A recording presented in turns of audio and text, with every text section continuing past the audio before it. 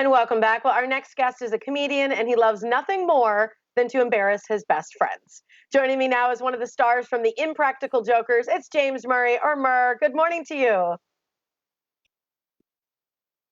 Hi, good morning. How are you? I'm doing well. Thanks for joining me today. I'm a big fan of your show. So you got one in me. I've seen Impractical Jokers, many of your Yes. seasons. So I love what you do, but a lot of people have not seen it. You're going into your ninth season. Explain a little bit about what you guys do as lifelong friends to each other and still remain friends. The guys and I are best friends for our entire lives. And on TV, we dare each other to do kind of really embarrassing things. So one of us will be working behind the counter at a store wearing an earpiece, and the other three guys are in the back telling him everything he has to say and do. And the results are really embarrassing to us, never at the expense of the public. And then the loser of the episode, whoever loses the most challenges, gets punished in some very personal, horrifying, embarrassing, hysterical way. I agree. And I think all of it is genius. I think the earpiece part of it is so funny because as a viewer, you watch you guys telling him what to do. And that's what I'm wondering, because I know you guys are improv comedians. Have you planned ahead of time what you're going to tell the person to do, that like yourself, if you're in that position with someone else, or is that improv as well?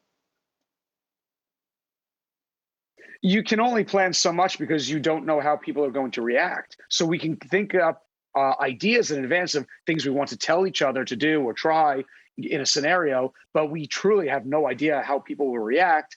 So in that sense, it's all improv. You know, once we think of the idea, everything after that is all improv. So I love it. Okay, so you got to explain some of the things you're going to be doing this year or this season, because one of the things I've read is it's going to get way more personal, which sometimes I don't know how it can get more personal. yeah, it can. I promise you, it can get more personal. I'll give you an example. I came home a few weeks ago, and in my backyard were the guys. I didn't know they were going to be there. They were there with the camera crew, and they brought along with them a urologist, a proctologist, my wife, who has a degree in nursing, and a zip line. And so, yes, it can get much more personal. And then I also came home about 2 months ago, and they had painted my entire lawn pink. So Oh my gosh. it took 2 months to get the lawn. It took 2 months to get the lawn to go back to green. And they painted it pink an hour before they'd arranged Home and Garden Television to come photograph my lawn and my house. And these are some of the things I know we're going to see in this ninth season. I know there's another one about delivering food, which so much of us have experienced. So I feel like you've probably had to pivot, I would imagine, with the pandemic for some of the practical jokes that you can do. Or has this been filmed pre-COVID? No, you know, we were only a few weeks into filming before we had to stop down, and then we picked back up in the fall again.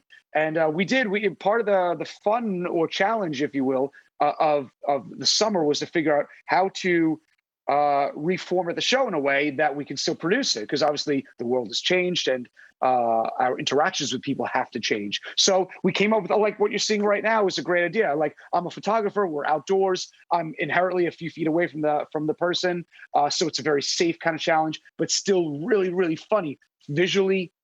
Physically, the what we're being told to say, told to say and do is really funny. So the show still works. We just had to kind of come up with creative new ways to do it.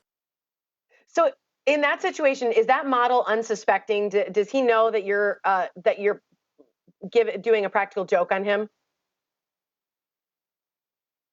No, no, no. It's hidden cameras. So that's an outdoor garden in Staten Island at one of the museums there. And he shows up for a photo shoot. He thinks it's for a photographer. He's getting headshots off of it. And he doesn't realize in the shrubs around the gardens are hidden cameras filming the whole thing. And I'm mic'd and wearing an earpiece. And then we tell him afterward, of course. Okay, I just got to know, James, because so many of these people, you guys have been around so long now. I feel like everybody knows who you are. Are you ever getting pranked in return where people recognize you and those just don't make it in the show? Because I would imagine you might find some people who play along because they know who you guys are.